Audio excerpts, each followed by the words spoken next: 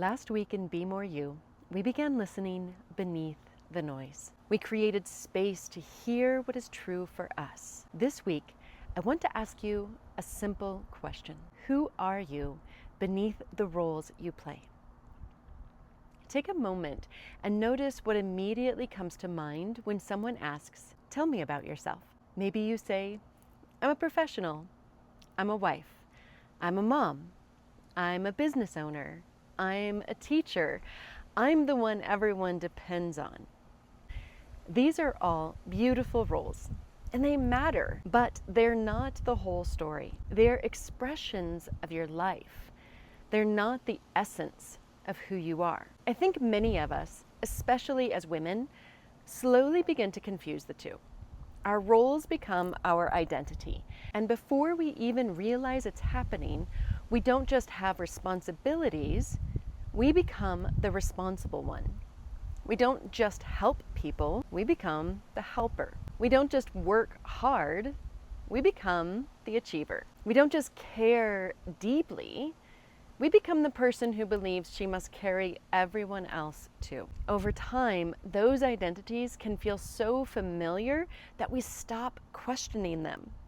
We simply assume, this is who I am. But I want to offer a different perspective. Perhaps these identities aren't who you are. Perhaps they're how you've learned to move through the world. And there's an important difference, because many of these ways of being developed for really good reasons. Maybe being responsible earned praise. Maybe being agreeable helped you avoid conflict. Maybe achieving gave you a sense of worth. Maybe caring for everyone else helped you feel needed or safe. There's nothing wrong with that. Your nervous system is incredibly wise. It learned what helped you belong, what helped you feel loved, what helped you stay safe. Those strategies were not mistakes. They were intelligent adaptations. The problem comes when we forget their strategies and begin believing they're our identity. That's why release can feel frightening. Because if you've spent years being the strong one, setting something down can feel like losing yourself. But here's the truth. Releasing is not losing part of yourself. It's returning to yourself. The goal isn't to become less responsible. It's to become less identified. You may still be a loving mother. You can be a committed partner, a gifted leader, a dependable friend. Those roles can remain. What changes is where you live from. Instead of serving from pressure, you begin serving from love. Instead of helping because you're afraid to disappoint, you help because it genuinely aligns with your heart and your purpose. Instead of proving your worth, you begin expressing it. There's a subtle but life-changing shift from asking, "Who do I need to be?" to asking, "What feels true? How do I want to show up?" One question becomes from conditioning, the other comes from your center.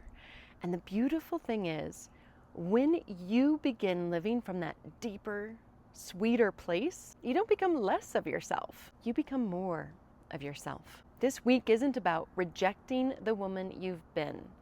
She carried you here. Yes, love her. She did the best she could with what she knew. Instead of judging her, thank her, honor her, love her, and gently let her know she doesn't have to carry it all anymore. Every release creates space for something more true. So, as you move through this week, I invite you to notice, where am I carrying more than I need to? What might become possible if I met my life from wholeness instead of obligation? Because beneath every role, beneath every expectation, beneath every story about who you have to be, you are still there, whole, worthy, present, waiting to be remembered. Before you move on to this week's practices, I'd love to invite you to spend a few moments reflecting on today's teaching. What stood out to you? Was there a role or identity that you recognized yourself holding? Did you notice any resistance to the idea of setting something down? Or perhaps something softened as you listened? There are no right or wrong answers. This isn't about having it all figured out. It's simply about becoming more aware. If you'd like, I'd love for you to share your reflections in the comments. Sometimes putting words to what you're noticing is the very thing that helps it loosen its grip. As you move through this week, keep returning to one simple question. What am I carrying that is no longer mine to carry?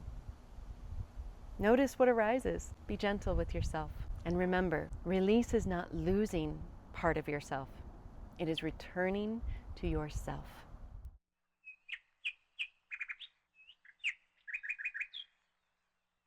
Thank you for spending this time with me. If you'd like to continue this journey, you'll find more teachings, guided meditations, programs, and a beautiful community at mindyarbuckle.com and inside the Solutions app. Until next time, may you meet yourself with kindness, trust your inner wisdom, and have the courage to become more fully yourself.